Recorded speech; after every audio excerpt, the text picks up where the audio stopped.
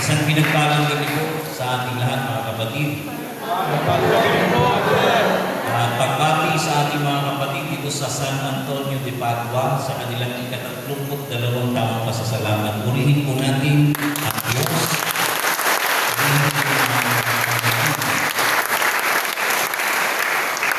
Naalala ko nung ako'y bata pa. Ang lola ko kasi mahilig sa mga imahen sa aming bahay. Pero kami imahe ni San Antonio, no? Yung may nakalagay pang aso.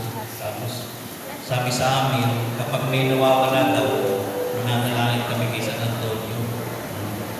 Kayo ba may nawawala din na gusto niyong makita?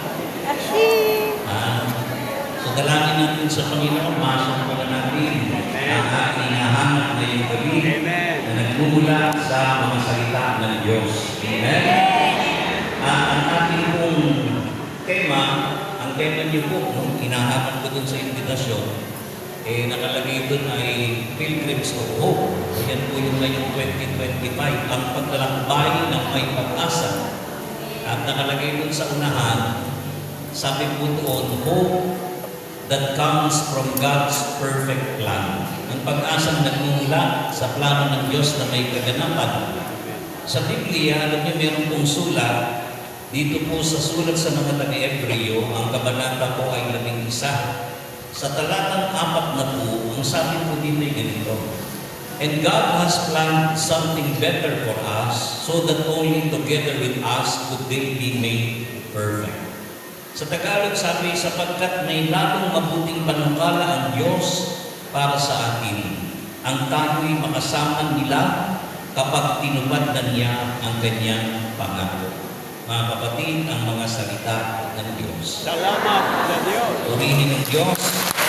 Purihin ng Panginoon. Marinig na kayo ng upo, mga kapatid. Kaya, ang Cavite City, napakaraming gawain, no, na napakatatagal na. Sa San Roque, sa St. Peter, dito sa St. Anthony, at dyan may bago pa dyan sa St. Peregrine. Meron sa Badyaw, no? Maraming mga kapatid. Palagay ko, marami sa inyo dito galing sa iba't ibang lugar na Cavite City, no? Amen? So sabihin nyo nga, pag-asa. Pag-asa! Ulitin nyo. Pag-asa! Mahalaga ba yung pag-asa? Amen! Mahalaga yung pag-asa? Pero lang minsan, ang tao, lalo sa panahon natin, parang nawawala na ng pag-asa. Ano? Sa Biblia, tinuturuan tayong umasa sa Diyos. At ang sabi sa Biblia, ang pag-asa daw sa Diyos ay hindi lang paglupa. Sabi sa Biblia, kung ang pag-asa daw natin sa Diyos ay sa lupa lang, kawawa naman tayo. Maraming mga bagay na kung saan ang mga tao inaasahan, mga bagay ng pansamantala. Ngayon, sa bansa natin, kanino kaya tayo aasa? Ano? Sa Lord. Kahit na ang EDSA, binabahala. Ano? At nakikita naman natin yung mga inaasahan na pag-aayos ng mga kalsada, mayayaman na. At ngayon ay nagtuturuan pa. Ano? Hindi malaman kung ano talaga ang totoo. Kaya mahirap umasa sa tao. Sa Biblia, ang sabi, kapag ang pag-asa daw ay sa tao, sabi po doon, hangal. Kahangalan ang umasa sa tao. Pag sa yaman ka naman daw umasa, ang sabi naman doon, mabibigo ka. Kaya minsan wala din sa laki ng yaman. Pero dapat daw ang ating pag-asa ay nasa plano ng Diyos sa ating mga buhay. Amen ba? Kapag ako itinanong nyo kung bakit, kasi alam nyo kapag nagkakaedad na pala ang tao, naghahanap ka na talaga ng kaasahan mo. Tatawagan mo, lalo na kung may mga nararamdaman ka na. Lalo na kapag nag-iisa ka lang at naghahanap ka na tutulong sa iyo. Alam niyo itong Hebrews 11, ang tawag po dito ay Ang mga tao may pananampalataya, napakahaba yan. Merong 40 na verse. Kasi ang 40, merong significant yan sa Bible, ang 40. Diba? 40 verse, tapos pinakadulo yan. Pero, it is a letter of dun sa mga may pananampalataya. Lahat ng storya, basahin ko dyan sa Hebrews 11. At tinignan mo nga, sabi ko, ano ba yung kaibahan ng pananampalataya at pag-asa? What is the difference between faith and hope? Ang faith daw is present. Ang hope naman is future. Kasi yung pananampalataya na yun. Pero yung mga inaasahan sa mga bagay na darating. Kaya kahit sa Hebrews, ang sabi ko doon, may pananampalataya daw kung inaasahan natin na mangyayari. O may pananampalataya kapag naniniwala tayong mangyayari ng mga bagay na inaasahan natin. Amen? Amen. Yan, katulad niyan, ano? Alam niyo kasi, karamihan sa mga contemporary namin, halos malapit na mag-senior. Kaya talagang naghahanap na kami ng maasahan. At alam niyo, bilang mga voluntaryo sa ministeryo, sa Diyos lang talaga kami umaasa. Amen? Ngayon, ano nga bang inaasahan natin? Sa salitang Hudyo, ito iuwi niyong salita. Sa Hebrew, ang word na hope ay tikba. Tikba. Huwag niyo nang dadagdagan. Tikba lang. Tikba. Baka may kasunod pa yan, huwag niyong susundan. Ang tikba ay merong 4 na hudyong letra. Ang unang letra ng tikba ay tao. Ang tao naman ay last letter ng Hebrew alphabet. Ang ibig sabihin niyan ay marka, tatak, tanda. Ang ibig sabihin niyan. At sa ating pananampalataya, isa lang naman ang tanda natin, ang krus. Ayan. So yun yung unang letra, krus. Yung pangalawang letra ay Kof. Ang ibig sabihin naman ng Kof ay holiness. Pero ang numerical value niya ay 100. Ibig sabihin ay perfect. Diba? Kasi pinag-uusapan natin perfect. Sabihin niyo nga perfect. Perfect. Ayan. Ibig sabihin ganap, no? Perfect. Pag sinabing 100, perfect yan. Ang susunod naman ay Bob. Yung letter Bob sa tikba, ibig sabihin niyan nail, peg, tako. So it signifies sacrifice. Yan. And then yung last letter ay Hey. Sabihin yung Hey. Hey. Sabihin yung Hey. Hey. Ano yung Hey? Ang Hey ay banal na hininga. Bagay na para mabuhay ang tao, kailangan hininga ng Diyos. Kaya si Adan, nung siya ay luwat pa lamang, hiningahan nagkaroon ng buhay. Ang Panginoong Jesucristo naman, nung siya ay mabuhay na magmuli, hiningahan yung kanyang mga alagad para magkaroon ng buhay. So yung 4 na letra niyon, yung tikba, ang ibig sabihin ganito mga kapatid ko sa Panginoon. Ang sabi, the cross is the perfect sacrifice that brings life.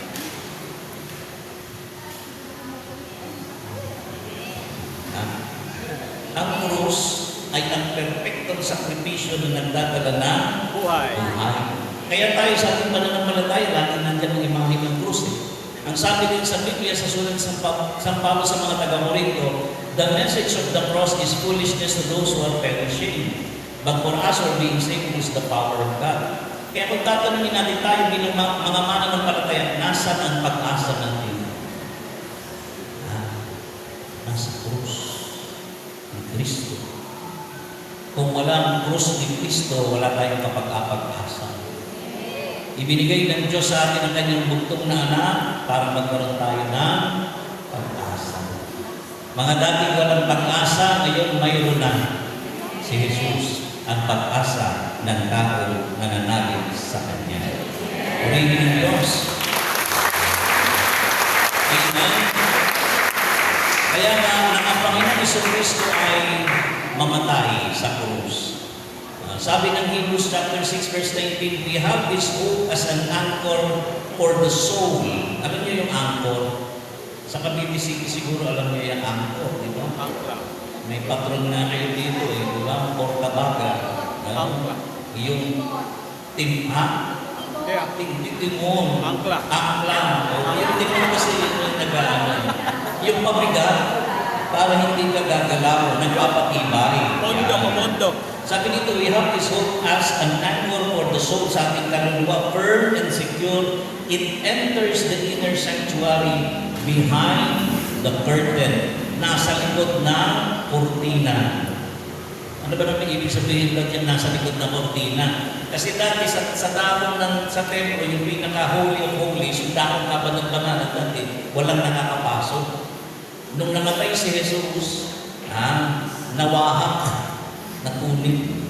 Ang nasa likod ng kurtina, yung presensya ng Diyos. Kaya ang pag-asa natin, ay buhay. Sapagkat binigyan tayo ng Diyos ng daan na muling makalapit kay Yahweh. Kaya, at sabi ni Brother Willie, itaas ang prayer request. Yan, may prayer request pa kayo? Sige, tayo muna tayo. Itaas natin yung ating mga prayer request. Yan. Kayo ba pag nagdadasal, umaasa? Umaasa kayo? May sinulat ba kayo dyan? Kasi kaya tayo nananalangin dahil umaasa tayo, tutugunin ng Diyos ang lahat ng ating mga dasalin. Ayan. Siguro pwede natin kantahin ito. Yung tanging, yung hindi ka nagkukulang. Ayan. Sige, lagay natin sa ating mga dibdib ang ating mga prayer request. Sabi dito sa awit, ikaw lang ang pag-asa ko, tanging ikaw ang buhay ko, Jesus. Yan. Alam niyo ba ito? Yan. Alam mo yan, di ba? Ikaw lang ang pag-asa ko, tanging ikaw ang buhay ko, Jesus. Kahit ako'y nangangamba, basta't ikaw ang kasama,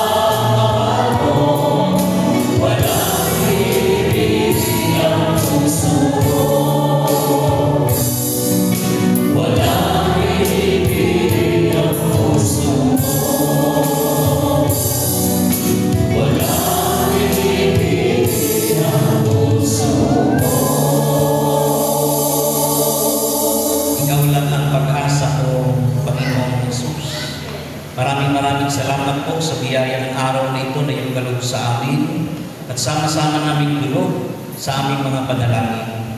Ang kami iyong kahabagan at kawaan sa aming mga abang kalagayan. Kami nga'y patawagin at dulutan ng paglilinis ng banal na dugo ng aming Panginoong Kristo. Siyang aming tinanggap, Panginoon, sa banal na pakikinabang sa banal na misa, ang kanyang katawan at dugo. Panginoon, maraming salamat po. Tanggapin mo po ang aming mga hain at handog, at tanggapin mo ang bawat panalangin aming dinudulog. Bigyan katugon ng wak sa makapangyarihang pangalan ng Panginoong Hesus ang lahat ng aming mga panalangin. At gayon din pagpalain, Panginoon, ang mga bagay na aming itinataas. Pagpalain lubos, Panginoon, aming kamtin, ang tugon at din pa man namin ang pinasalamatan sapagkat ito'y aming inaangkin at tinanggap na namin sa ngalan ng Panginoong Hesus, sa ngalan ng Ama, ng Anak at ng Espiritu Santo. Amen and amen. Purihin ng Diyos. Purihin ng Diyos. Pwede naman yung pupuli na tayo magpatuloy. Sabihin niyo hope. Hope. Sabihin niyo hope. Hope. Ayan. Isa pa. Hope. Ayan. Nakikita ko yung mga matatagal ka na sabi sa akin, dati daw malakas pa kung saan nagpupunta. Pero ngayon, naglilipod pa rin sa Panginoon. Ano? Sabi ko, ganyan talaga, panahon.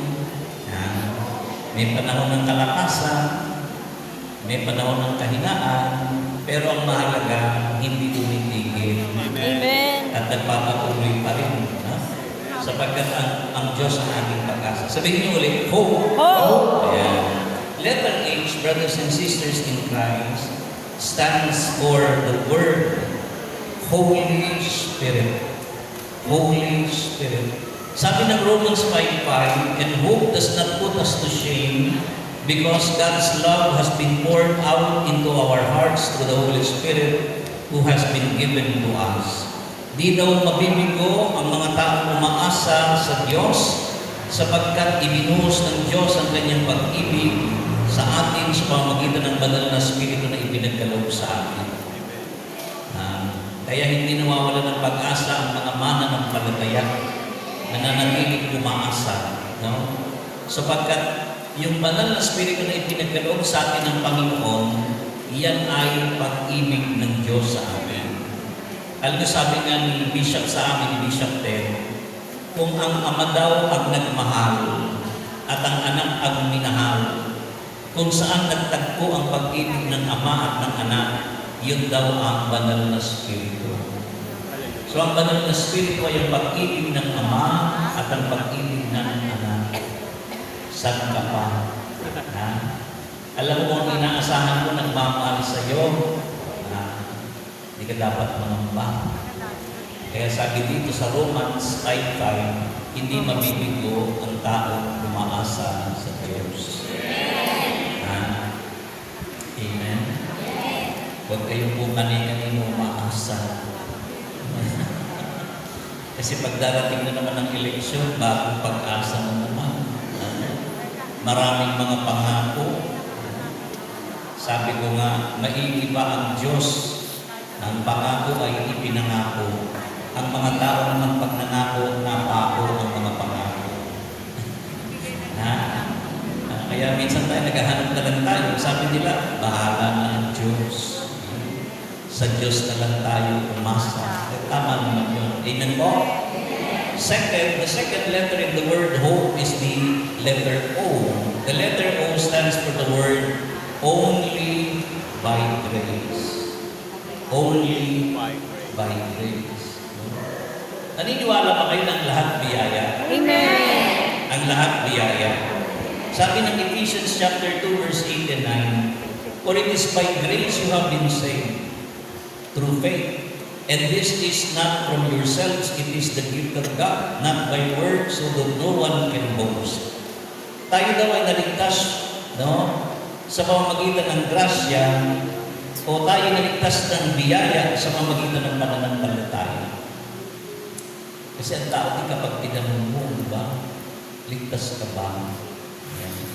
Tatanong din. Ano nga kaya? Kung yan ay regalo ng Diyos, kailangan tanggapin. No? Noong nakaraan ng misa si Father Sani, last kahapon, yung gospel kahapon, may nakinggan ko yung humili. Sabi ko yung palang ibig sabihin mo. Yung kapag daw mauupo ka, huwag kang upo dun sa upuang pandangan. Baka mamaya yung nag-impita, makita ka, hindi ka pa naman pala doon, palilipatin ka sa mas mababang upuan, mapapahiya ka. Ano? Sa halip daw, maupo ka dun sa pinakamabang upuan para kapag nakita ka, itataas ka, mapaparangalan ka sa harap ng mga bisita. Ngayon, tinignan mo kasi ang kadugtong nun, sabi dun sa inanyayahan, sabi kapag nag-anyaya kayo, huwag niyong anyayahan yung mga kamag-anak niyo, kaibigan niyo, kapamilya niyo. Ang imbitahan daw, mga bulag, binginipin kao. Sabi ko, paano kayo? Hindi naman sinasabi ng Panginoon na kapag kayo may mga pagtitipon, huwag niyo nang isapang mga mahal niyo sa buhay. Ang pinaka-sentro kasi ng tema na yun, gawan mo ng mabuti yung mga taong hindi makagaganti sa iyo. Kasi kapag ginawa mo yun, ang Diyos ang gaganti sa iyo. At sabi ko nga, ano yung connection kaya nun? Sabi ni Father Sani, yung tema daw kasi ng Ebanghelyo kahapon tungkol sa humility. Kaya daw kapag ang tao daw may kababaang loob, nakikita niya maging yung mga tao nasa baba. Kasi kapag ang tao mataas, hindi nakikita yung mga nasa baba.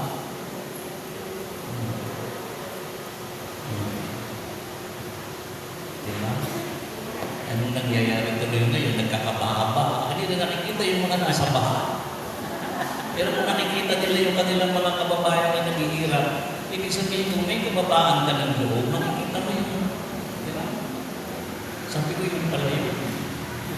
Tama nga naman. Kasi tingnan nyo, ang ating Panginoon sa Kristo, larawan ng kapakumbabaan. Sino yung mga kasama palagi? Yung mga dukha, yung mga bago, yung mga publikano. Kasi nasa baba. Eh minsan ang mga tao, hindi nakikita yung nasa baba, puro nasa taas na lang ang nakikita. Yung mga sikat na lang, yung mga kilala na lang. Yung iba, kung ano may malasakit, may mga tupad, may yakap pa. Diyos ko, Panginoon ko at Diyos ko. So yan ay only by grace. Ibig sabihin tayo din, kung wala ang grasya ng Diyos, hindi tayo makakagawa ng kabutihan. Alam niyo, ang pananampalataya daw ay bunga ng pakikinig at ang mabuting gawa ay bunga ng pananampalataya. So faith cometh by hearing and hearing the words of God, and the fruits of faith is good works. Paano mo malalaman kapag ang tao may pananampalataya? Kapag may mabuting gawa. Kasi bunga yan. Sabihin niyo bunga. Bunga. Sabihin niyo bunga. Bunga. Sabi ng Biblia, nalulugod daw ang Diyos kapag ang tao namumunga. Sabihin mo doon sa katabi mo, may bunga ka naman. Baka naman ang bunga niyan, bungang araw. Kasi ito tingnan nyo ha. Ano yung difference ng obedience by grace at saka obedience by works? May pagkakaiba yung obedience by grace at obedience by works. Yung Pariseo at saka mga eskriba, obedience by works sila. Kaya tawag sa kanila ay self-righteous. Ang obedience by grace, kaya bakit kailangan natin ang salita ng Diyos na tanggapin? Why do we need to listen to the words of God? Because it produces faith. And faith produces genuine good works.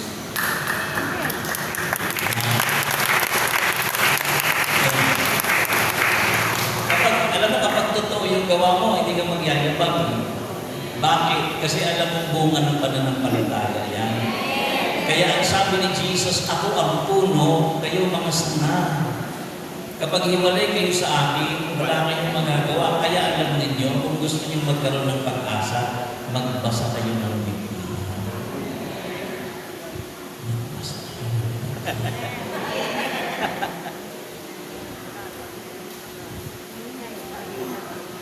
Kasi sabi ni Saint Jerome, ignorance of the scriptures daw is ignorance of God.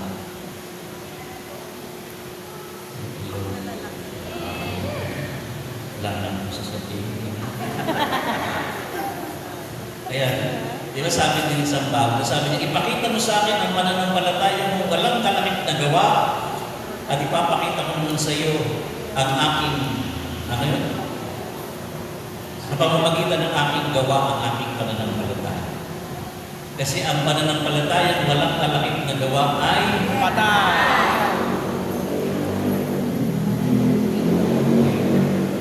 so yung pangalawa, no? Third, the third letter in the word hope is the letter P. The letter P stands for the word promises of God. Pangako ng Diyos. Alam niyo ba kung gaano karami ang pangako ng Diyos sa Biblia?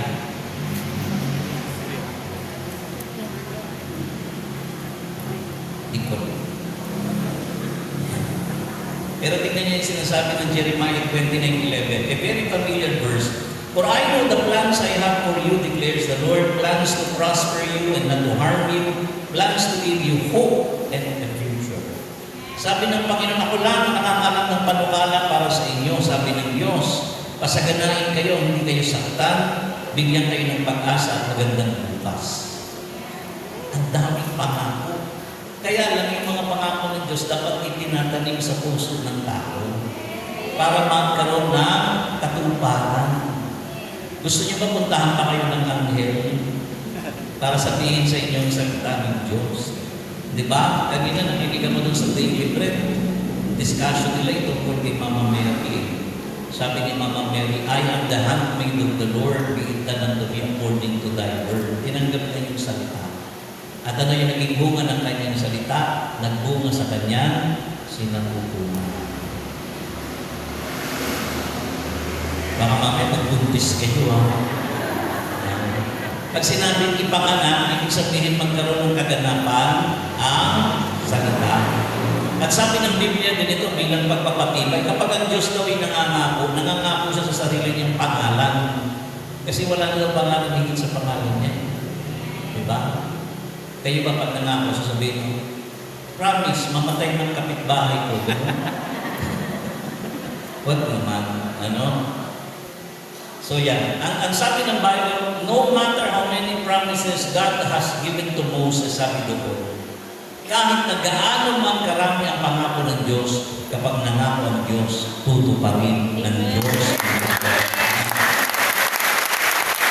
Amen? And the greatest promise of God is His Son. Wala nang hihigit pa sa pangako na ibinigay ng Diyos sa atin ang kanyang bugtong na anak. Last, 4 lang ito, mabilis lang. Busog na ba kayo? Hindi pa. Punta ako, kakainan sila. Hindi man ako nakakain. Sabi ko, mamaya pagkakain pagkatapos. Tinitingnan ko sila kumakain ng langin, kumakain ng tinubuan. Ako umiinom ng kape. Iniisip ko na lang mamaya may matitira pa sa akin. E, the letter E. The last letter is the letter E. The letter E stands for the word enduring word. Ano ibig sabihin ng enduring word? Sabi ng Matthew 24:35, heaven and earth will pass away, but my words will never pass away. Langit at lupa ay mapaparang, pero ang salita ko ay hindi mapaparang. Amen. Saan ka aasa? Sa Dun Diyos. sa mga salitang napaparang, sa mga pangakong napapako, o doon sa salitang walang katapusan.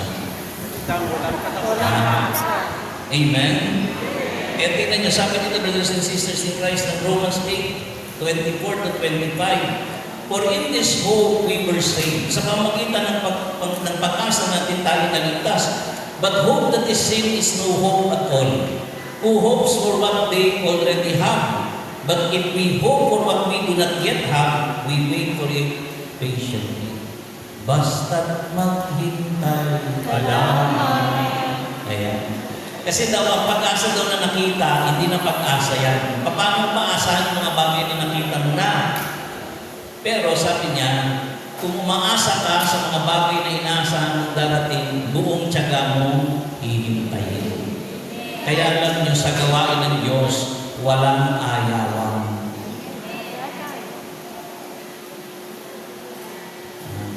Kahit maputi na ang buhok ko, I will praise you till I die. El Shaddai.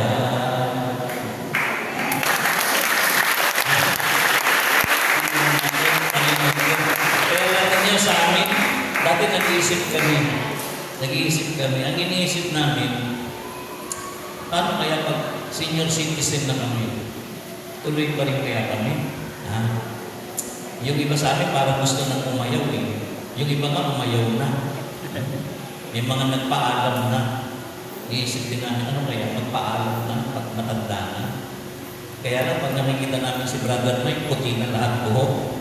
Inaakay na, nakaupo na, hindi pa rin umaayaw. Amen. Tanong, paano ngayon tayo aayaw? Sige nga. Sister Nel, paano tayo aayaw? Ha? Yung mga pumuti ng buhok dito, paano tayo aayaw? Tayo nga nakakatayo pa, nakakapagsalita pa, nakakapaglakad pa. Diba? Ang mananatiling Tapat. hanggang bukas, hanggang wakas ang siyang maliligtas. Kaya huwag kayong mawawalan ng pag-asa. Diba? Sapagkat may Diyos na nangako sa atin at hindi tayo bibiguin ng Diyos na nangako sa atin. Tumayo tayo ng pag-stand na.